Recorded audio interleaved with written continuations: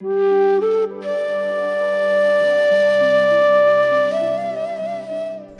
বন বনানী, খাল বিল এবং উর্বর কৃষি জমির ধারক উপকূলীয় পটুয়াখালী। ১৯৮১ সালের শুরুর দিকে মিঠাপানি সংরক্ষণ ও কৃষিকাজের সহায়তার লক্ষ্যে কলাপাড়ার মিঠাগঞ্জ এবং বালিয়াতলী ইউনিয়নের অভ্যন্তরে স্বনির্ভর খাল কাটেন জিয়াউর রহমান। যথাযথ রক্ষণাবেক্ষণের অভাবে নাব্যতা হারানো সেই খালটি ৪৫ বছর পর পুনঃখননের উদ্যোগে উচ্ছ্বাসিত উপকারভোগীরা।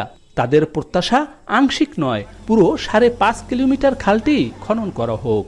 এখানে ১.৫ কিলোমিটার আপাতত হচ্ছে, কিন্তু আসলে খালটা হচ্ছে ৫.৫ কিলো, কিন্তু আমাদের ৫.৫ কিলো হইলেই আমাদের একটা উপকৃত হয়, আর নাহলে তো বাকি লোকগুলা অনুপযোগী হয়ে পড়ে।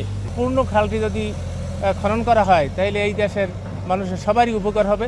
এই তো লবণ পানিতে নষ্ট হয়ে গেছে, হাইবারের টিউবওয়েলের পানি দিয়ে ধান এরূপ চাষ করছি, আর বীজ সব নষ্ট হয়ে গেছে।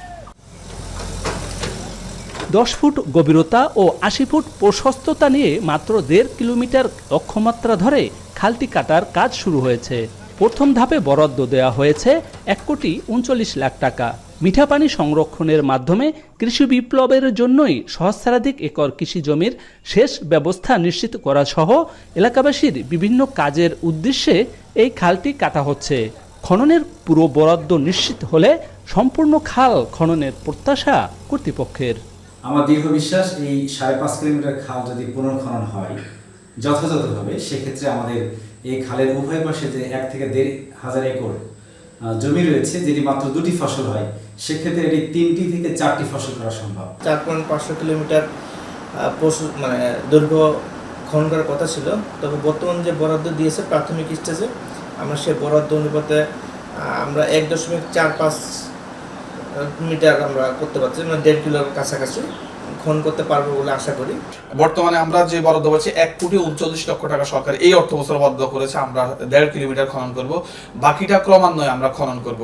এই খননটা হলে বালিয়াতলী স্বনির্ভর খান, যেটা সাবেক রাষ্ট্রপতি জিয়াউর রহমান উনি খনন করেছেন এবং বর্তমান প্রধানমন্ত্রী এটার উপরে গুরুত্ব দিয়েছেন। খাল খনন যে মহাপরিকল্পনা গ্রহণ করা হয়েছে, এর মধ্য দিয়ে কলাপাড়াতে আমরা প্রায় ১৫২টা খাল আমরা আইডেন্টিফাই করেছি। নোনা অধ্যুষিত এই জেলার সকল জলাধার মিঠা পানি সংরক্ষণ নিশ্চিত হলে কৃষি বিপ্লব ঘটিয়ে দেশের গতিশীলতায় এ অঞ্চলের কৃষকরাও ভূমিকা রাখতে পারবে, এমনটি প্রত্যাশা। জসিম পারভেজ, এখন পটুয়াখালী।